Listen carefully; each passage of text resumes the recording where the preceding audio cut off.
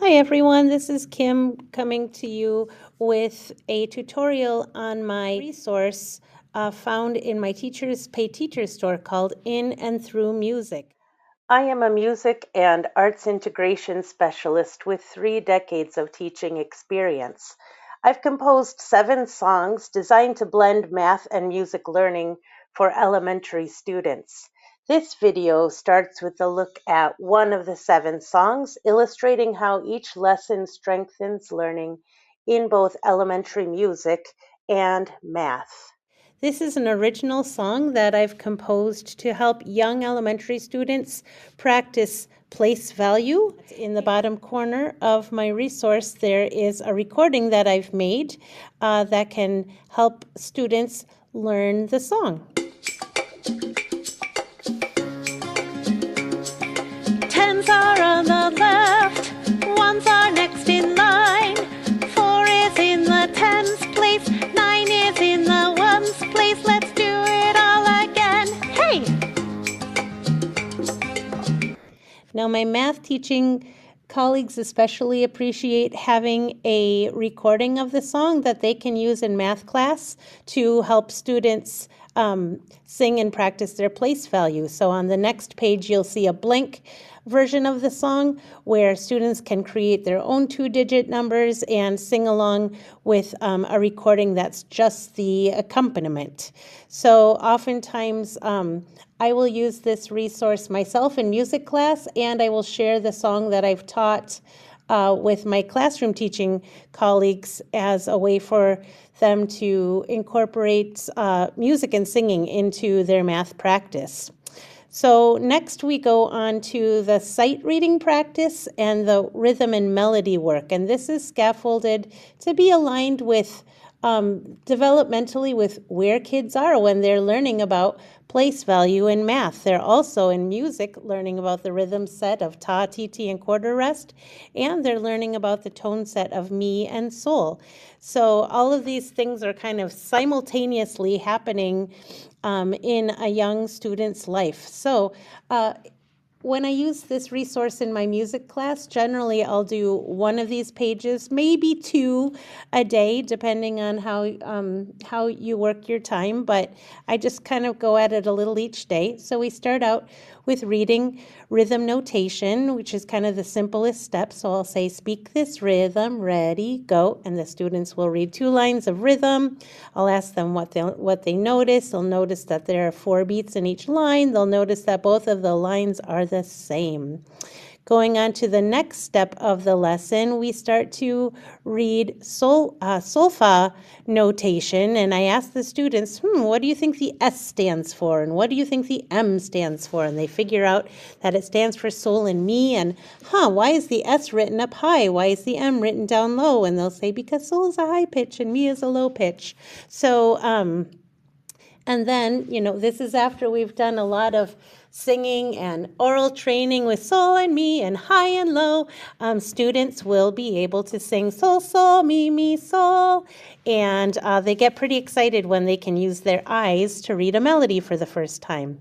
Then the next day, we start synthesizing rhythm and melody. So we do each part one at a time. I'll have the students read the rhythm, and then they'll sing the solfa, and then we'll put it together. And they're starting to see how these different elements of music start to combine as we learn how to read and write music. Then in the next lesson, I will introduce the concept of a staff, and that musicians actually write notes on lines and spaces, and you'll see that some of these notes are high and some of these notes are low. I wonder which one is sol and which one is mi, and I do guided discovery with students. So they learn that when the note is written on the higher line, it's sol, and on the lower line, it's mi. And then we go through and we actually sing the melody on a 2-line staff. Then the big day comes on this next page when I introduce the full 5-line staff with a treble clef and time signature, and we look at the notes. Which ones are the high ones? Which ones are the low ones? And I do some more guided questioning, and we go through, we might speak the pitches first, or we might read the rhythm first, or we might just jump in and sing the whole thing. Kind of depends on where my learners are. Every group is a little bit different, as I'm sure you would say about your own students. Finally, I have a written assessment that's very simple. The learning goal is I can read melodic notation, and I simply have students come up to the board and they fill in the blank lines with the correct pitch. So if the pitch is sol, they write S underneath it. If the pitch is mi, they write M underneath it. And this just gives me a snapshot individual assessment on if students are understanding of the correlation between mi and sol and where they are written on a staff. Additionally, I have a math assessment that my classroom teaching colleagues enjoy using in math class for students to identify ones place and tens place. Since I am a teacher who has the privilege of teaching many children who are multilingual learners and also who receive special education services, I always add in some accommodations at the end and ways to support different kinds of learners. If you find this resource helpful, I have also composed 2 different songs, a place value song practicing hundreds place and another practicing thousands place.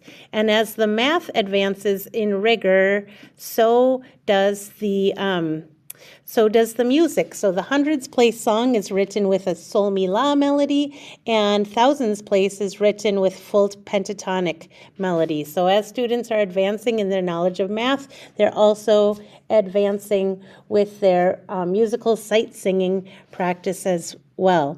If you like this resource, all 3 songs are offered in a bundle on TPT as well. They're great to use just as a music specialist, and really nice to be able to share with colleagues who are teaching math to the same children. Thank you so much for checking out this tutorial, and I hope you find my resources to be helpful. Take good care. Bye.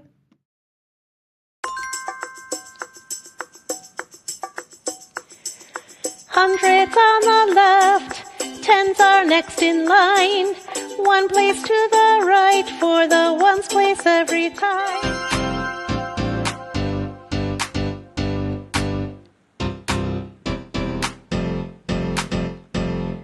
Thousands place is first, next is hundreds place. Then comes the tens and ones place at the end.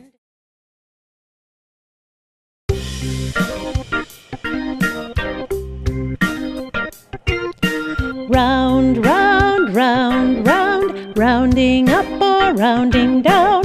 Rounding numbers to the nearest 10 is how we estimate. When you see 5 or more in the ones place, 5, 6,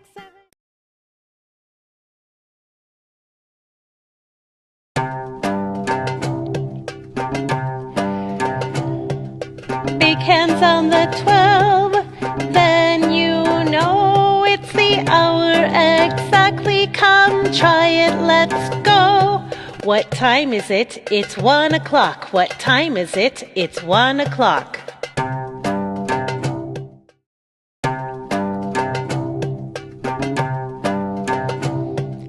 Big hands on the 6, then you know a half hour has passed. Come try it, let's go.